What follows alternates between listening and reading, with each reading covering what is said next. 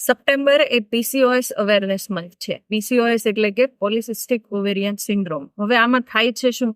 તો કે અંડાશયની અંદર નાની નાની ઘણી બધી ગાંઠો થઈ જાય, હોર્મોનલ ઇમ્બેલેન્સ થાય, એના કારણે માસિક છે અસ્તવ્યસ્ત થઈ જાય, અનિયમિત, વજન વધવો, ફેશિયલ હેર ગ્રોથ વધી જવો, અને મોટું કોમ્પ્લિકેશન એ છે કે પ્રેગ્નન્સી રાખવામાં તકલીફ. જનરલી એવી માન્યતા હોય છે કે જેનો વજન વધારે હોય એને પીસીઓડી થાય, પણ એ વાત ખોટી છે. પીસીઓડી હોય એના કારણે વજન વધતો હોય છે. આ તકલીફ થાય છે કોને? કે જે લોકોનું માસિક રેગ્યુલર છે પણ એમ છતાંય પ્રસંગોપાત ક્યારેક માસિક વહેલું કરવા માટે અથવા લેટ કરવા માટે ટેબ્લેટ્સ લેતા હોય છે. આ હોર્મોનલ પિલ્સ જો વારે લેવામાં આવે તો આ તકલીફ ઊભી થતી હોય છે, માસિક ઇરેગ્યુલર થતા. બીજું એક મેઇન કારણ છે ખરાબ લાઈફસ્ટાઈલ.